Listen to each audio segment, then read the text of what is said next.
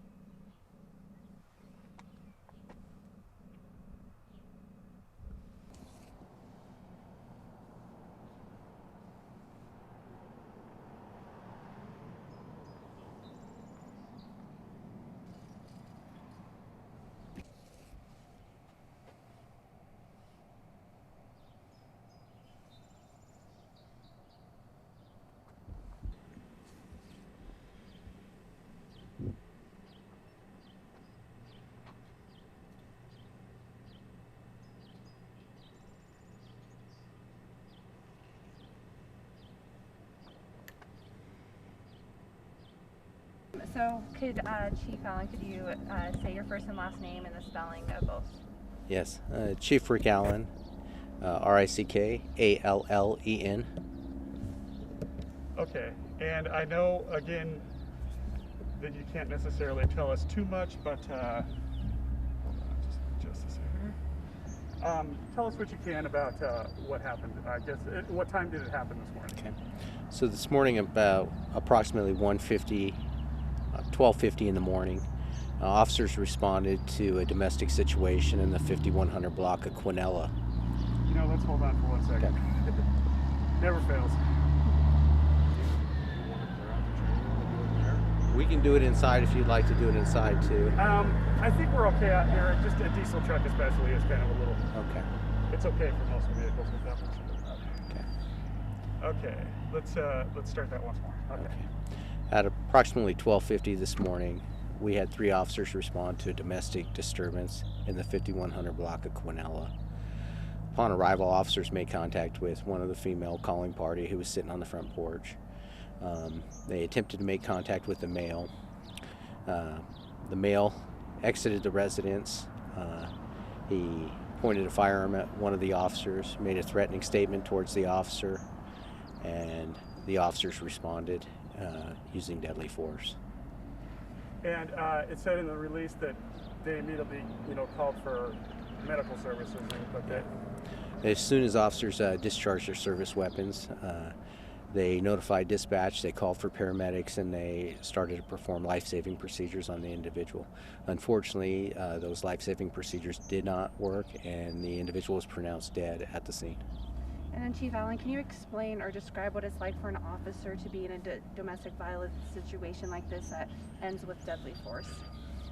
Well, it's an unfortunate situation. It's a very sad situation. We feel for the family members of that individual who made that decision today. We also understand what it's like for the officers involved in that situation. It's 1:50 in the morning. It's an extremely dark area. They were not expecting this type of encounter, but we always know that those encounters are possible. The officers clearly understand the risk, and we understand what happens when we respond to those situations. We understand what could happen when we respond to those situations. Right now, we're thankful that the individual who called us wasn't injured, as well as the officers. And our officers and that individual and their family members are all in our prayers. And then what do officers do to prepare for domestic violence situations like this? Officers train regularly. We try to de-escalate situations. When we respond out, we make contact with our calling parties, and we work hard to de-escalate them. This is the last type of situation. Any deadly force situation officers do not want to be involved in. We're prepared for it, but it's a life-changing event, and these officers will never be the same. And then were any children involved in this situation this morning? No children were involved. Did the person who was shot, did he reside at that residence? To the best of our knowledge, yes. And then my last question is, we do hear a lot of domestic disturbances calls. What are police or your station doing to decrease the amount of domestic violence in our community? Domestic violence is a challenge. We provide victim witness services to our domestic violence victims. We try to educate the public on domestic violence, but it's a situation where we don't really get to choose partners, and we are sometimes summoned to those situations, and they're really out of our control. But we try to educate the public. We try to be there for the public and extend helping hands where we can. There's places that what we would tell people is there's places that we can help you get into if you're in a domestic violence situation and get you out of the situation that you're in, the dangerous situation. Thank you. That's it for me. And just to expand, I know you mentioned it before we started rolling that the officers did have body cam video. That's a great question.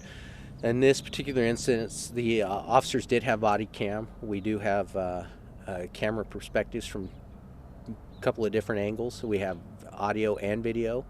And at this point in time, we can't release those. We have to route them to the prosecutor's office for review.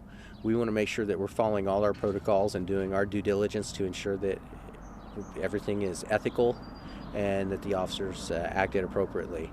And as soon as those are released by the prosecutor's office, then we'll release them to the media. For the officers involved, do they have mandatory counseling right now, or are they on restricted duty, or how does that work? How does that process work? That's a great question. The officers now are on administrative leave. They have some interviews that they will participate in, both administratively and criminal, and they will be assigned to see a counselor, and we'll evaluate everything, and they'll return to duty as soon as they're cleared to return to duty. Hold on one second. I'll call him back. Let me see if sorry, I just had something in my head, now I forgot it. Oh, and just to clarify too, the person who was shot had a handgun, was making threats, but he didn't get a shot off. Is that correct? Just to make sure I understood the sequence of events. We're still in the middle of the investigation. We do know that he had a handgun, and we don't know if any shots were fired. The officers are still in the process of being debriefed and interviewed, and we're unable to answer that question at this time. I'd love to tell you that the cameras picked it up, but our cameras aren't as good as yours. Sure. So. Just one question that I'm thinking of. It was the woman that made the domestic violence call. Can you go into details of what she called about? That's all under investigation at this time, and she's still being interviewed. Okay. And can you kind of talk about how the Critical Incident Task Force works in a situation like this? You bet. So, Garden City partners with Ada County Meridian, Idaho State Police, and Boise Police Department. We all provide investigators that are trained in critical incidents, officer-involved shootings, violent crime, and each agency assigns detectives to that. They work different aspects of it, from crime scene to interviews to canvassing the neighborhoods to every aspect of the investigation. And right now, the Ada County Sheriff's Office is leading that investigation. It's our number one goal to be as transparent as we can, and we believe CITF is the best way to do that. All right. Anything else you can tell us that we didn't ask, or anything we didn't cover that you can think of? It's a great question, but no, sorry. Okay. All right, so that's at the end. I love the question. I ask it at the end of my interviews too. But Yes. Thank you All so right. much, Chief. Thank you. Really Thank you. appreciate your Appreciate it. help. you guys have a great day. Thank If you. you have any questions,